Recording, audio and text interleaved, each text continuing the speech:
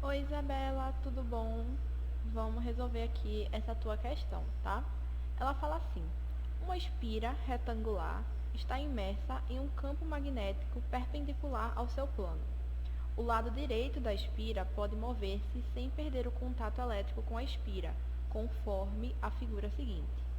Aí ele dá alguns dados, né, dizendo que o campo magnético é 0,5 Tesla e está apontando para fora do plano, ou seja, o campo magnético está saindo do plano. E essa parte aqui móvel da espira, ela se movimenta com velocidade de 2 metros por segundo, com direção aqui para a direita, tá? Sentido para a direita. Arrastando-se para a direita, o lado móvel da espira, com velocidade constante v, pode-se afirmar corretamente que a força eletromotriz induzida nos terminais A e B será igual a. Então, vê só, para a gente responder essa questão, a gente vai ter que interpretar, vai ter que utilizar a lei de Lenz, que ela vai indicar o sentido da corrente induzida. E, obviamente, se eu tenho uma corrente induzida, eu vou ter também uma força eletromotriz induzida, tá bom? Então, vamos primeiro ver como é que vai surgir essa corrente. Perceba o seguinte, ó, que essa parte móvel da espira, que é essa hastezinha com os ganchinhos, ela está se movimentando para a direita. Então, à medida que ela vai se movendo para a direita, digamos que ela chegue até aqui, por exemplo. Perceba que da posição inicial dela até essa posição final, entre aspas, né? Eu estou considerando que essa aqui vai ser a posição final dela. À medida que essa haste vai se movendo, a área que está dentro da espira está aumentando. Concorda comigo? Então, você conhece a lei de Lenz? A lei de Lenz diz que a corrente induzida em um circuito, ela vai aparecer de forma sempre com o sentido de que o campo magnético que essa corrente induzida criará tende a contrariar a variação do fluxo magnético que a originou. Ou seja, se eu estou aumentando aqui a área, eu estou aumentando. Você sabe comigo que o fluxo magnético é igual ao campo magnético vezes a área. Se eu estou aumentando a área que contém o fluxo magnético, eu estou aumentando o fluxo magnético. Concorda comigo? Então, veja, se eu estou aumentando o fluxo magnético, a lei de Lenz diz que a corrente induzida vai originar um outro campo de forma que eu reduza o fluxo magnético. É sempre o contrário. Se eu estou aumentando o fluxo, a corrente induzida vai criar um campo que vai diminuir o fluxo. Se por acaso o fluxo magnético estivesse diminuindo, a corrente induzida iria originar um campo magnético induzido que iria aumentar o fluxo. Está percebendo que vai ser sempre o contrário. Mas nessa situação, como eu falei, a área está aumentando. Se a área está aumentando, o fluxo magnético também está aumentando. Então, eu vou criar uma corrente aqui nessa haste que vai diminuir esse fluxo. Como é que eu faço para diminuir o fluxo? Para diminuir o fluxo, eu vou ter que criar um campo magnético contrário ao campo magnético que eu tenho aqui. A questão falou, e tem até aqui ilustrado, ó, que o campo magnético nessa região é saindo. Tá vendo? Ó? Ele está aqui com essas bolinhas com um pontinho no meio, está dizendo que o campo magnético está saindo. Esse é o que está na questão, é o que já está acontecendo. Mas a corrente induzida vai originar um campo magnético contrário a esse, que no caso vai ter que ser entrando. Tá vendo? Aí o que acontece é o seguinte, é como se eu tivesse um campo magnético entrando, anulando o que está saindo, porque eles são sentidos contrários, tá vendo? Então, se eu criar um campo magnético entrando, eu vou estar anulando o campo magnético que está saindo. E dessa forma, o fluxo magnético vai diminuir, porque se eu estou anulando uma coisa que está saindo, então vai diminuir. Concorda comigo? Então, aqui a gente tem um fluxo magnético que vai diminuir, porque a corrente induzida vai originar um campo magnético entrando. Qual é o sentido da corrente que origina um campo magnético entrando? Para isso, eu nem trouxe aqui, não foi? Mas tem a regrinha, deixa eu ver se eu acho aqui, aqui, ó, pronto. A regra da mão direita, que é essa aqui, ó, que vai nos ajudar nisso, porque ela diz o seguinte, ó, a gente vai utilizar a mão direita, o dedão vai indicar o sentido da corrente e os seus outros 4 dedos em forma de rosca, assim, é que vão indicar o sentido do campo magnético. Então, veja, para o campo magnético entrar do lado esquerdo dessa parte móvel da espira, eu vou ter que colocar meu dedão para baixo. Tenta aí, pega a tua mão direita, bota o teu dedão para baixo. Você vai perceber que se você fizer um movimento de enroscar com a mão, que nem tá fazendo aqui, ó, esse movimento de fazer essa curva com os seus 4 dedos, você vai perceber que tudo que está à sua esquerda vai estar entrando e tudo que está à sua direita vai estar saindo. Então, veja, para eu originar um campo magnético entrando do lado esquerdo, a corrente elétrica vai ter que ser para baixo, tá bom? Lembre disso. Então, recapitulando, para poder ficar bem amarradinho. A gente tinha uma espira que tinha uma parte móvel, que é essa parte com ganchinho aqui. E essa parte móvel, ela vai vir para a direita, o que vai ocasionar um aumento na área.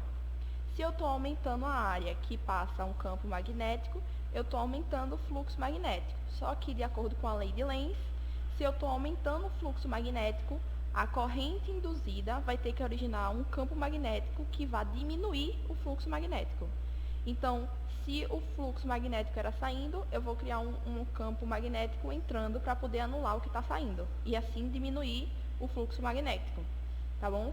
E o sentido da corrente que origina um campo magnético entrando é a corrente com sentido para baixo, que foi o que a gente acabou de ver utilizando essa regra da mão direita, tá bom?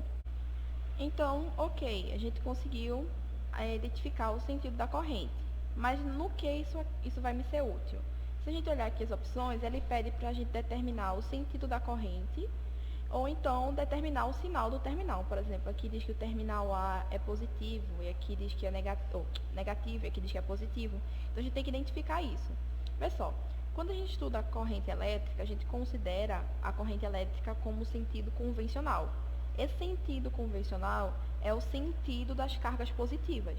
Então, se eu estou considerando que o sentido convencional da corrente é para baixo, é como se eu estivesse dizendo que cargas positivas, deixa eu desenhar aqui, ó, cargas positivas estivessem percorrendo essa parte da espira descendo, tá? Ó, elas estão descendo. Elas estão percorrendo essa espira aqui descendo. E você concorda comigo que a corrente aqui ela está no sentido horário, né? A corrente está fazendo isso aqui, ó, está percorrendo a espira nesse sentido horário. Então, veja, eu tenho cargas positivas fazendo justamente esse caminho aqui, ó, de sentido horário. Deixa eu desenhar aqui para ficar bem didático. Ó, elas estão fazendo esse percurso.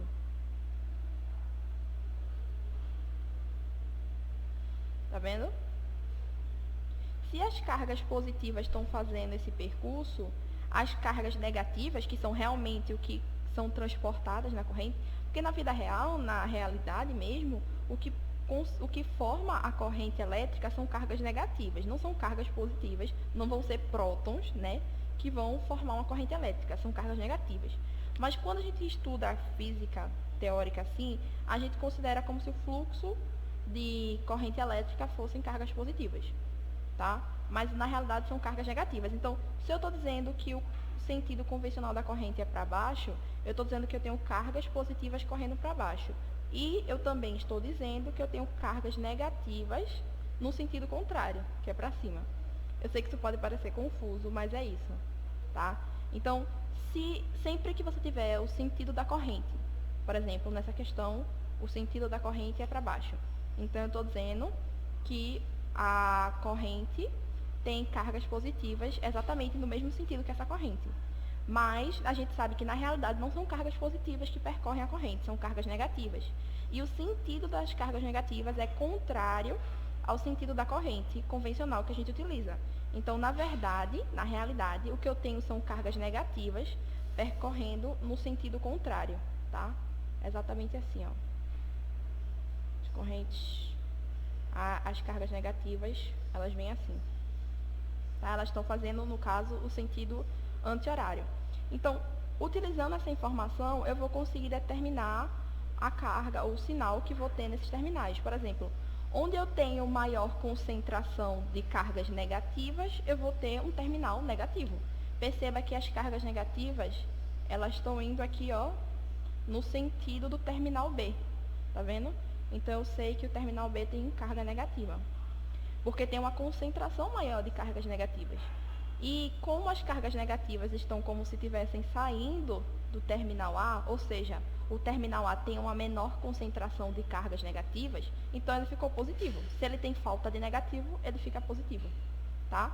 Você poderia analisar isso identificando as cargas negativas, ou você poderia identificar isso com as cargas positivas mesmo. Porque, vê, se eu tenho as cargas positivas no sentido horário, quer dizer que essas cargas vieram aqui do terminal B, ou seja, o terminal B tem uma falta de cargas positivas. E tudo que tem uma falta de cargas positivas fica negativo. E no terminal A, eu tenho uma concentração de cargas positivas, porque as positivas estão indo exatamente para o terminal A. Tá vendo? Então, o terminal A fica positivo. Tá bom? Eu vou ter a mesma informação. Eu só quis trazer isso para você não ficar confuso e pensar, nossa, a corrente elétrica é percorrida por cargas positivas? Não. A corrente em si é negativa, mas a corrente que a gente estuda aqui a gente chama de corrente elétrica de sentido convencional, que é uma corrente que a gente considera teoricamente percorrida por cargas positivas, tá? Então, com isso, a gente conseguiu responder metade da questão, porque é o que ele pede o sentido e o valor do terminal, né? Aqui ele fala que o terminal A é negativo, então essa aqui já está errada. Ela fala que o sentido da corrente elétrica é dirigida de B para A, tá certo? Sendo a corrente dirigida de B para A, não é de A para B, né? Que a corrente está vindo aqui, ó, de B e está indo para A. E aqui sendo o terminal A positivo e o terminal B negativo. Ok, tá certo. Agora só resta a gente calcular a força eletromotriz induzida. Para a gente calcular isso, a gente estuda uma fórmula, que é a DDP, que vai ser igual essa DDP é a DDP induzida, tá? Vai ser igual ao campo vezes a velocidade vezes o comprimento da haste. Tá vendo? Essa haste que se movimenta, ela vai fazer, original, uma DDP induzida, e esse cálculo utiliza o campo magnético que já existia aqui, que ele dá aqui o valor, ó, de 0,5, vezes a velocidade dessa haste, que ele também deu, que é de 2, vezes o comprimento, que é de 8 centímetros. Então, vai ficar U sendo igual a 0,5 vezes a velocidade, que é 2, vezes o comprimento, que é 8 centímetros, e passando para metro vai ficar 0,08. Então, eu vou ter que o cálculo vai ser 0,5 vezes 2, que vai dar 1. 1 vezes 0,08 vai dar 0,08, que eu posso escrever como sendo 8 vezes 10 a menos 2 volts. Então, o gabarito aqui da questão, letra E, tá bom? E é isso, eu espero ter ajudado e bons estudos.